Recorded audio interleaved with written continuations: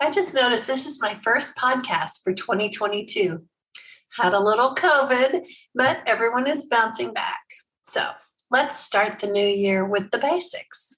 How do you start unschooling? You've weighed it all out. You're not 100% confident because good parents seem to second guess themselves all the time, right? But you're doing it. You've decided. And then what? What do you do if you don't lay out curriculum or morning baskets? That's what I want to give you here today, the starting place.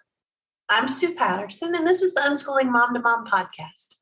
I come here each week, or try to give you a quick pep talk about unschooling, usually under 10 minutes. That's about all we have time for, right?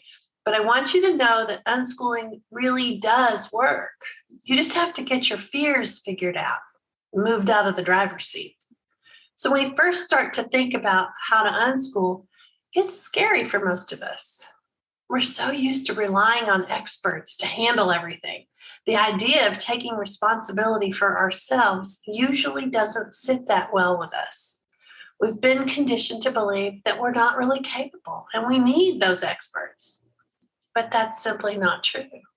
Your children learn to walk and talk without formal instruction. They can learn so much with you as a partner and a guide.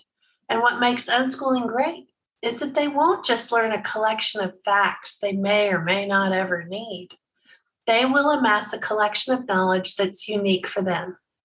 That's what a truly individualized education is. So, for those still nervous, ask questions. Read about unschooling and deschooling and how people overcome obstacles, and then jump in. So here are 7 things to do when you first start unschooling. I'll move through these kind of quickly, but I have resources to help you with each one.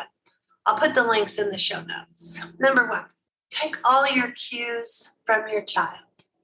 They will tell or show you what their interests are, and then you will know what the next step is. Don't be swayed by the marketing powers of curriculum. You don't need them to tell you what your child is interested in learning more about. Spend the first few weeks observing them. Notice their rhythm. Notice your own. Are mornings pretty active, or do you need a bit of an on-ramp for your day? This is the time to learn more about how your kids move through the world without you orchestrating everything. Number 2, play a lot of games. Play with whatever interests them. This too will give you a lot of clues about what they like, and it helps foster a connection between the two of you. If they struggle with losing games, try more cooperative ones, where it's a team effort to get everyone to win. Maybe it would be fun to snag a new game every month, or plan a weekly game night, or keep dice or cards or paper and pencils in a basket on the table. Access matters a lot too. And if games aren't their thing right now, think about ways to be more playful as you go about your days with them. Number 3, connection is the top priority. Knowing that connecting with your kids is that most important thing that you can do as far as unschooling goes.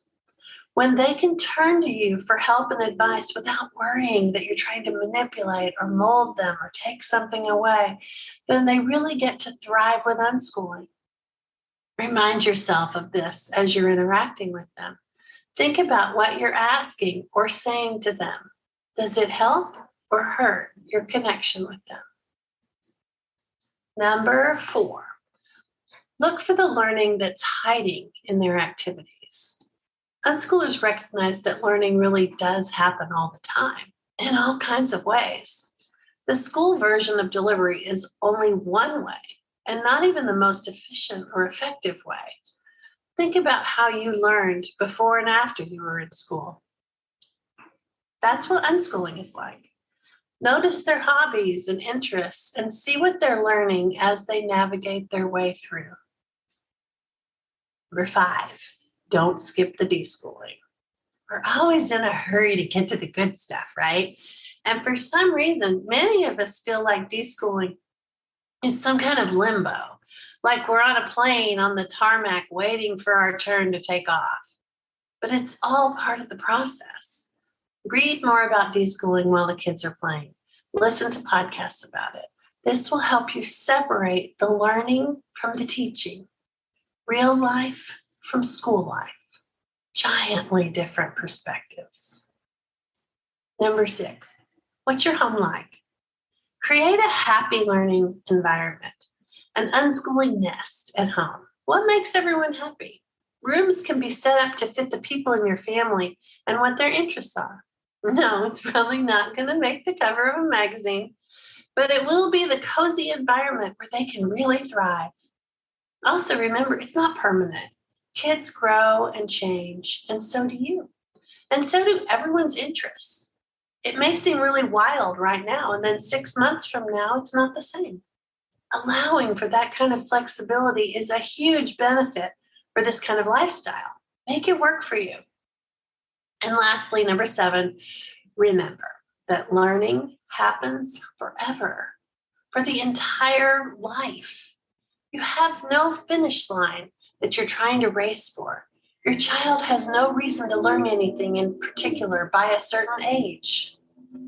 I don't remember who coined the phrase, there are no educational emergencies. If someone doesn't know something and now they need to know, they have so many resources available.